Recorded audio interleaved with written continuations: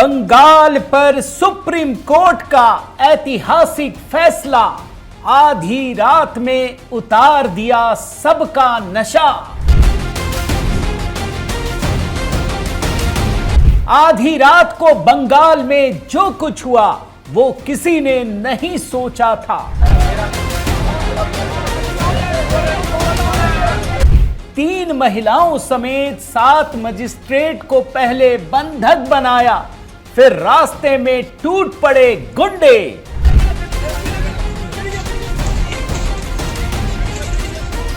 पांच साल के बच्चे को खाना और पानी तक नहीं दिया गया, रात भर जगे रहे चीफ जस्टिस। बंगाल में सुप्रीम कोर्ट को दी गई खुली चुनौती। ये कोई सामान्य घटना नहीं थी, बल्कि ऐसा लगता है कि ये एक योजनाबद्ध और प्रेरित कदम था, जिसका उद्देश्य न्यायिक अधिकारियों का मनोबल तोड़ना है। खबर आपको बता दें, मालदा की घटना पर सीजेआई सूर्यकांत सख्त नजर आए हैं। न्यायिक अधिकारियों को बंधक बनाने का सुप्रीम कोर्ट ने संज्ञान लिया है। चीफ जस्टिस की सख्ती से हिल गए कपिल सिब्बल। सुप्रीम कोर्ट ने कहा कि बंगाल में कानून व्यवस्था पूरी तरह ध्वस्त हो चुकी है। बंगाल में तोप बनने वाले सभी अधिकारियों का हुआ हिसाब। बंगाल के मुख्य सचिव को बकायदा कारण बताओ नोटिस जारी किया गया है। बंगाल के डीजीपी को भी कारण बताओ नोटिस दिया गया है। सुप्रीम कोर्ट को चैलेंज करना पड़ा भारी, सीजेआई ने उतार दिया सबका नशा। साथियों नमस्कार, मैं हरिश्चंद्र बर्णवाल इस वीडियो में आप सभी का स्वागत करता हूं। दोस्तों, पश्चिम बंगाल से बहुत बड़ी खबर है। इतनी बड़ी खबर कि आज तक आपने सुप्रीम कोर्ट में जो भी कार्रवाई देखी होगी, जो भी एक्शन देखा होगा, इससे बड़ा एक्शन आज तक नहीं दिखा। और आज मैं ये कह सकता हूं कि अगर ये दोबारा ऐसा हो गया ना, तो पश्चिम बंगाल में चुनाव रद्द कर दिए जाएंगे। आप इस बात को देख लीजिएगा, इतनी सख्ती मैंने देखी है। आज सुप्रीम कोर्ट ने 8 बड़ी कार्रवाई की है। दोस्तों, मैं एक एक करके सभी कार्रवाई दिखाऊंगा, लेकिन साथ ही साथ ये कहना पड़ेगा कि जो मुश्किलें पश्चिम बंगाल में आम जनता महसूस करती है, डेली अपने जीवन में देखती है, आज सुप्रीम कोर्ट को उसका एहसास हो गया है। दोस्तों, सुप्रीम कोर्ट के चीफ जस्टिस ऑफ इंडिया को रात भर जगना पड़ा है। और आप देख करके हैरान हो जाएंगे कि इस देश में पश्चिम बंगाल के हाई कोर्ट के चीफ जस्टिस, भारत के चीफ जस्टिस रात भर जगे रहे और पश्चिम बंगाल का डीएमएसपी पहुंचा तक नहीं मोर्चे पर। ऐसा इतिहास में कभी नहीं देखेंगे। ऐसा लगता है पश्चिम बंगाल कोई अलग देश बन गया है। उसको इस देश के हाई कोर्ट, सुप्रीम कोर्ट से डर ही नहीं लगता। इतने छोटे छोटे अधिकारी होंगे, बड़े आईएएस आईपीएस, लेकिन सुप्रीम कोर्ट, हाई कोर्ट के सामने डीएमएसपी वो देख नहीं रहा है, चीफ सेक्रेटरी का फोन नहीं लग रहा है। इतनी बड़ी घटना हुई है। दोस्तों, आज आप देखिएगा, बड़े ध्यान से सुनिएगा कि पश्चिम बंगाल में क्या घटना घटी, किस प्रकार से सुप्रीम कोर्ट ने सख्ती दिखाई और किस प्रकार से पहली बार, अभी तक तो आप दूसरों के लिए देखते होंगे ना, आज आपको ये खबर देखकर अच्छा भी लगेगा, बुरा भी लगेगा, अच्छा भी लगेगा। आपसे निवेदन करता हूं दोस्तों, एक कमेंट जरूर कीजिएगा। एक कमेंट अपने चीफ जस्टिस ऑफ इंडिया के लिए, उनके नाम कीजिएगा। जो काम उन्होंने किया ना, दिल खुश हो जाएगा। जय सियाराम लिखिएगा दोस्तों। साथ ही आपसे निवेदन करता हूं, इस वीडियो को अधिक से अधिक पहुंचाइएगा जरूर। एचबी शॉर्ट्स में बाकी वीडियो अपलोड हो रहे हैं दोस्तों, लगातार मैं बना रहा हूं, उससे जुड़िएगा। कमेंट में पिन कर दिया। आइए शुरू करते हैं। सबसे पहले तो मैं आपको 4 विंडो दिखाता हूं। ये 4 विंडो क्या है आप समझिए। आज chief justice of India Suryakant ने हम सब का दिल जीत लिया। कैसे जीत लिया, आपको सिर्फ 4 विंडो में एक कहानी दिखाता हूं, फिर मेन खबर पर भी लेके आऊंगा। आप जानते हैं ना, पहली बार एक आतंकी के लिए रात भर सुप्रीम कोर्ट में सुनवाई हुई थी। याद है ना, पूरे देश का गुस्सा भी भड़का था, लेकिन था कि चलो उसके लिए भी सुप्रीम कोर्ट के दरवाजे खुल जाते हैं, रात भर खुलते हैं। पूरी दुनिया के लिए एक अच्छा मैसेज गया। फिर एक लेफ्ट लिबरल गैंग, याद है ना, तीस्ता सीतलवाड़, चीफ जस्टिस भारतनाट्यम देख रहे थे, रात में उनको जमानत दी गई थी 9 बजे। ये भी आपने देखा। हमारे मन में जरा गुस्सा भी था। फिर आए chief justice of India Suryakant बने। उन्होंने कहा भैया आम लोगों के लिए भी खुलेगा, बाकियों के लिए भी रात भर खुलेगा। जब जरूरत पड़ेगी सुप्रीम कोर्ट का दरवाजा खुलेगा। और आप जानते रहे, चीफ जस्टिस ऑफ इंडिया कल रात जागते रहे, आधी रात को आदेश आया है पश्चिम बंगाल पर। वो भी इस सदमे को महसूस कर रहे थे कि हमारे जो मजिस्ट्रेट हैं जिनको हमने भेजा है पश्चिम बंगाल, वो मुसीबत में है, बच्चे को खाना नहीं मिल रहा, पानी नहीं मिल रहा है। ये पहली बार घटना हुई है दोस्तों। ये 4 विंडो इसीलिए आपको दिखा रहा हूं कि चीफ जस्टिस ऑफ इंडिया ने उन्हें छोड़ नहीं दिया। खबर क्या है दोस्तों, उस बात को समझिए। मैं मेन खबर आपको दिखाता हूं। पश्चिम बंगाल का मालदा, आप जानते हैं ना, स्पेशल इंटेंसिव रिवीजन में सबसे अधिक यहीं से नाम कटे हैं। और ये जो सीमा से जुड़े हुए इलाके हैं ना, आप जानते हैं कि यहां घुसपैठियों की एक बड़ी संख्या भर चुकी है, गुंडागर्दी पर उतारू है। इस गुंडागर्दी का जो सामना है कल सुप्रीम कोर्ट को भी करना पड़ा, हाई कोर्ट को भी करना पड़ा, पूरे देश को करना पड़ा। आप जानते हैं ना दोस्तों कि सुप्रीम कोर्ट के आदेश पर हाई कोर्ट और जितने न्यायिक अधिकारी हैं, बल्कि दूसरे राज्यों के भी, उड़ीसा के, झारखंड के, वो वहां पहुंचे स्पेशल इंटेंसिव रिवीजन का करने के लिए। 7 अधिकारी थे न्यायिक अधिकारी, जिसमें 3 महिला अधिकारी थी। वो मालदा के ऑफिस पहुंचे, तभी शाम को सैकड़ों गुंडों ने बीडीओ के ऑफिस को घेर लिया। 9 घंटे तक ये न्यायिक अधिकारी हैं, मजिस्ट्रेट हैं, इसमें इनको घेर करके बंधक बना दिया। खाना पानी कुछ नहीं मिला। सबको पता है। हमें तो लग रहा है ये तो अमेरिका, ट्रंप बोल रहे हैं कि ईरान को हम पाषाण युग पहुंचा देंगे। हमें तो लग रहा है हमें यहां पाषाण युग तो नहीं पहुंचा दिया। खाना पानी नहीं मिल रहा है, सारे लोग लगे हुए थे। 9 घंटे तक बंधक। स्थानीय प्रशासन, सूचना मिल चुकी है, ना डीएम ना एसपी कोई सुन ही नहीं रहा। इतना डरे हुए लोग हैं, इतने घोर पॉलिटिकल लोग हैं जो हाई कोर्ट, सुप्रीम कोर्ट किसी की नहीं सुनते। और रात के 12 बजे पुलिस की सुरक्षा में उनको भेजा गया। कैसे भेजा गया जानते हैं? जरा आपको दिखाता हूं। पहले देखिए, ये जजों को घेरा गया। जजों को घेर करके मनी ये चल रहा है वहां पे, अभी भी धरना प्रदर्शन हो रहा है। मेरे को अफसोस है, सुप्रीम कोर्ट को एक आदेश, अभी तो मैं 8 चीजें दिखाऊंगा, एक आदेश देना चाहिए कि उत्तर प्रदेश से 20 अधिकारियों को भेज देना चाहिए, जितने जिले हैं। घंटे भर में अगर इनको ठीक ना कर दिया गया तो आप देख लीजिए। अब हो सकता है अगली कड़ी में वही हो। और जानते हैं, जब अधिकारियों को छुड़ा लिया गया, वो जा रहे थे, वीडियो देखिए, डर जाएंगे आप।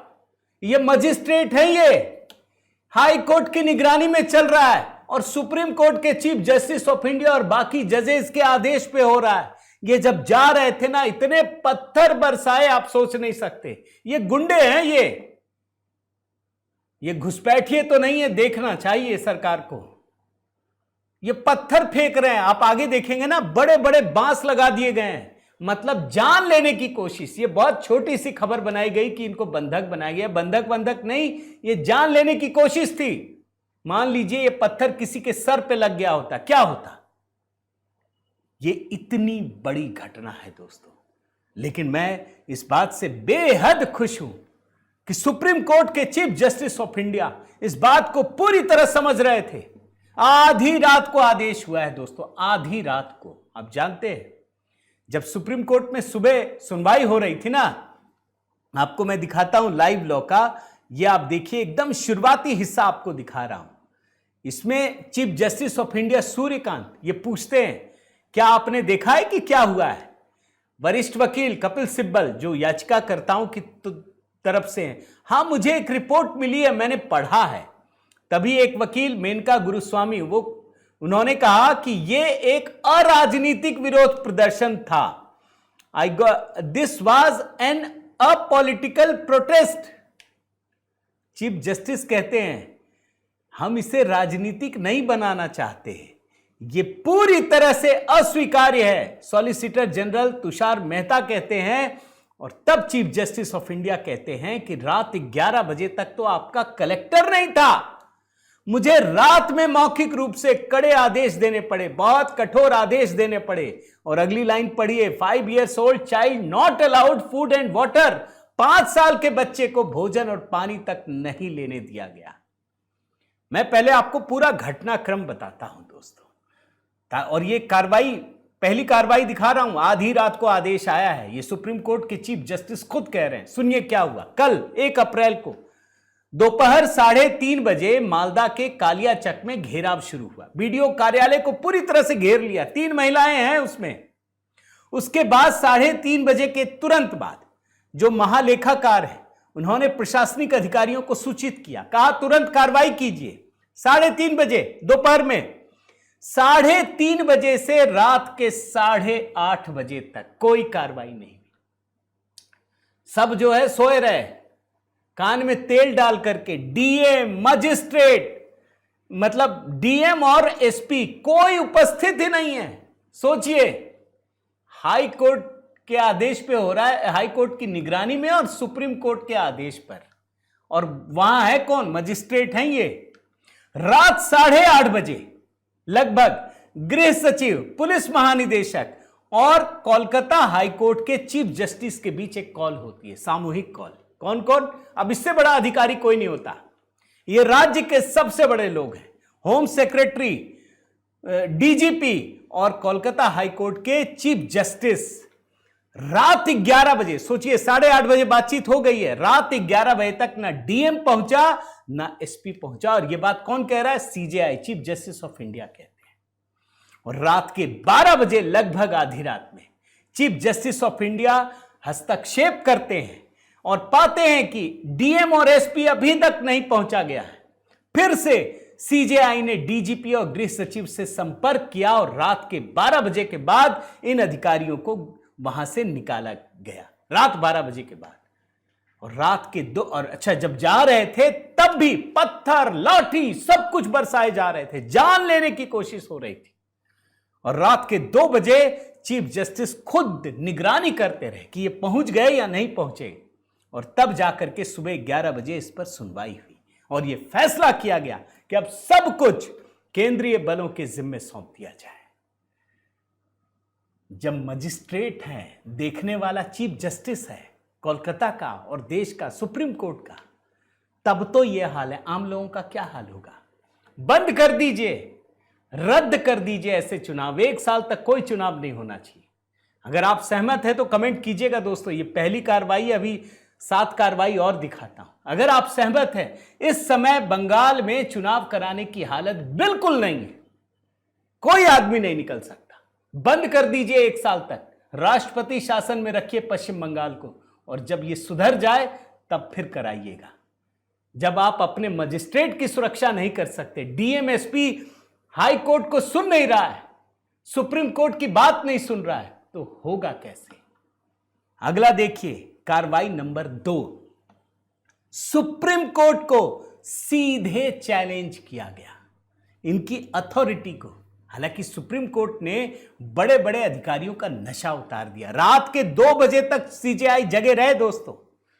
और जो ऑर्डर है ना, ऑर्डर का एक हिस्सा आपको पढ़ करके सुनाता हूं। लाइव लॉ का मैंने लिया है जानबूझ करके। देखिए क्या लिखा। Order, judicial officers who have been interested duties, मैं पढ़ता हूं हिंदी में। सर, प्रोसेस में जिन जुडिशियल ऑफिसर्स को जिम्मेदारी सौंपी गई है वे हमारे लिए, हमारी ओर से अपना कर्तव्य निभा रहे हैं। वे एक तरह से हमारे एक्सटेंडेड हैंड्स हैं। कल की घटना न केवल जुडिशियल ऑफिसर्स को धमकाने की एक ब्रेजन अटेम्प्ट है, बेशर्मी भरी कोशिश है, बल्कि इस अदालत के अथॉरिटी को चुनौती देने की कोशिश है।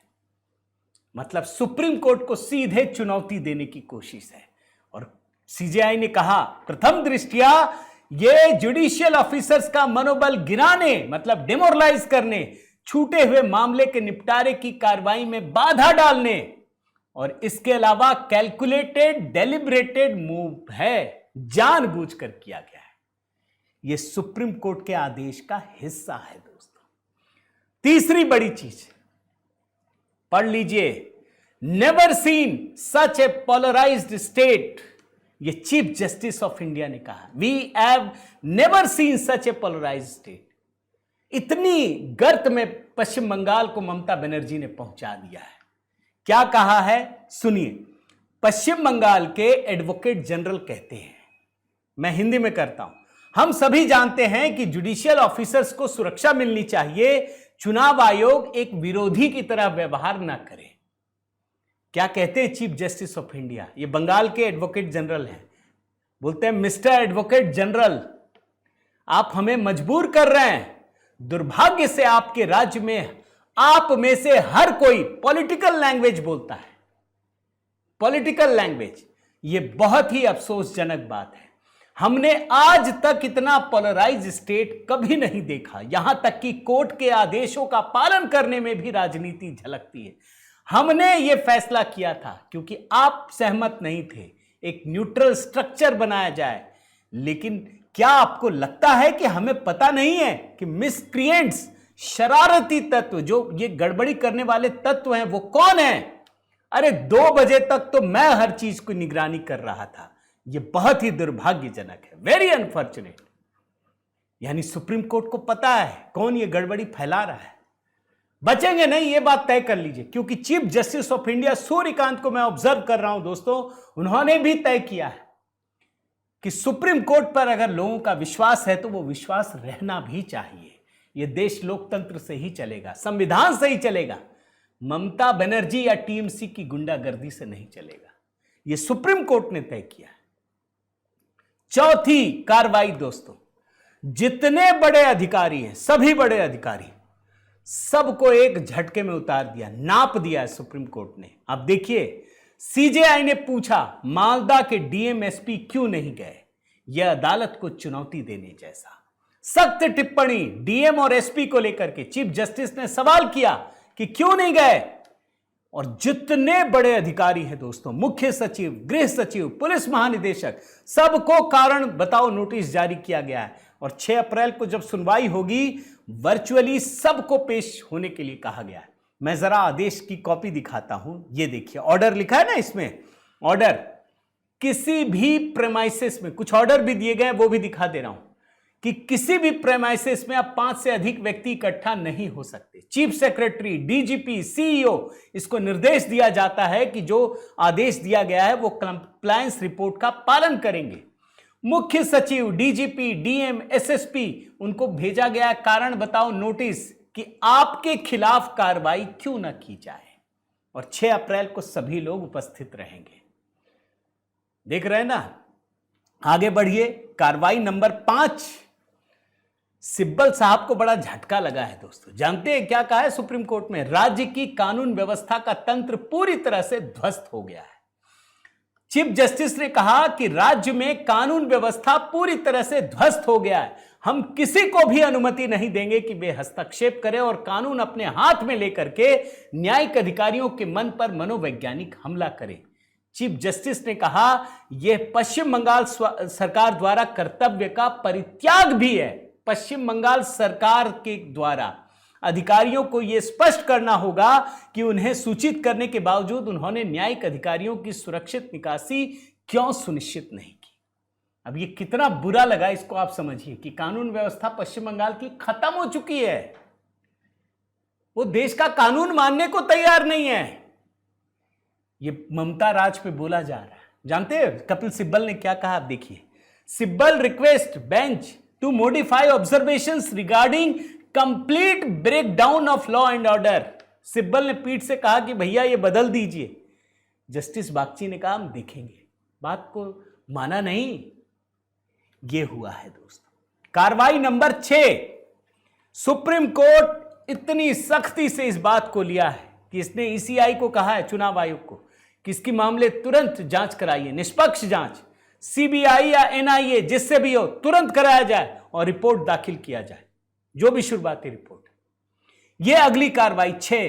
कार्रवाई नंबर 7, न्यायिक अधिकारियों की सुरक्षा के लिए चुनाव आयोग को निर्देश दिए गए हैं कि जितने केंद्रीय बल हो तैनात कीजिए, सुरक्षित जगह दी जाए सभी जगहों पर, चाहे आवाजाही हो, यहां हो, परिवार हो, सभी को देखिए और उसको सुरक्षा दीजिए। मेरे मन में तो सवाल उठता है, आम लोगों को कौन सुरक्षा देगा? ये तो सुप्रीम कोर्ट, हाई कोर्ट के कहने के बाद ये सब कुछ हो रहा है दोस्तों। अगला देखिए, कार्रवाई नंबर 8। ये पूरा पॉलिटिकल है। मैं इसमें पहले आपको एक 2 विंडो दिखाता हूं। जजों को भी पता है, सुप्रीम कोर्ट को पता है कौन है इसके पीछे। पहले 2 विंडो दिखाता हूं, कैसे डर गई है ममता बनर्जी। एक रैली में बोलती हैं कि हमको तो नहीं पता, हमारा तो सारा अधिकार ही छीन लिया, हमको किसी ने बताया नहीं। भाजपा केंद्रीय मंत्री हैं सुकांत मजूमदार, वो कहते हैं कि ये तो ममता बनर्जी ने उकसाया है, इसी की वजह से तो हो रहा है, सारे अधिकारी इनके। पहले 2 विंडो देखिए। আপনারা জানেন এখন অ্যাডমিনিস্ট্রেশন আমার হাতে নেই, ল এন্ড অর্ডার টোটালটাই আমার হাত থেকে কেড়ে ইলেকশন কমিশন হাতে নিয়েছে। আর ওরা হোম মিনিস্টার অমিত স্যার কথাই চলে। কালকে যে ঘটনা মালদায় ঘটেছে জানি না কারা করেছে, কিন্তু আমার কাছে কেউ কোনো খবর দেয়নি। देखिए जो घटना घटी है वो सबको भयभीत कर देने वाली घटना है। 7 ऐसे जो जुडिशियल मजिस्ट्रेट गए थे उनको सिर्फ रोका गया, सिर्फ ये नहीं, जब वो वहाँ से पलायन कर रहे थे उनकी गाड़ी को तोड़ा गया। एसपी जब उनको उद्धार करके वहाँ से रेस्क्यू करके वहाँ से ले आ रहे थे, महिला जो हमारे ये थे जुडिशियल मजिस्ट्रेट थे उनके गाड़ियों को तोड़फोड़ किया गया। कॉन्वॉय ना जा पाए इसके लिए वहाँ पे रास्ते के अंदर बांस डाले गए, बम्बू डाले गए कि कॉन्वॉय आगे ना बढ़े। और जिस तरीके से लेफ्ट फ्रंट के जमाने में अनीता देवान को इसी तरीके से एक महिला जस्टिस को गाड़ी से उतार कर पीट कर मार डाला गया था, उस तरीके की पूरी अभिसंधि थी, उस तरीके की पूरी प्लानिंग थी। और ममता बनर्जी का जो लगातार जो उसकाना, 1 सेकंड वाला उसकाना उनका जो बयान, वो बयान इसके पीछे जिम्मेदार है। आप देख रहे हैं ना दोस्तों, जो ममता बनर्जी कह रही है ना, वो डर करके कह रही है कि अब सुप्रीम कोर्ट फुल फॉर्म में है। वही बात सुप्रीम कोर्ट में कहा गया कि ये तो राजनीतिक है ही नहीं विरोध। जानते हैं सुप्रीम कोर्ट ने क्या कहा? सीजेआई का मैं आपको दिखा रहा हूं क्या कहा। If the protest was apolitical, अगर ये विरोध गैर राजनीतिक था तो वहां राजनीतिक नेता क्या कर रहे थे? क्या ये उनका कर्तव्य नहीं था कि वे मौके पर पहुंचते और देखते कि क्या हो रहा है, कि क्या कोई कानून व्यवस्था को अपने हाथ में लेने की कोशिश कर रहा है?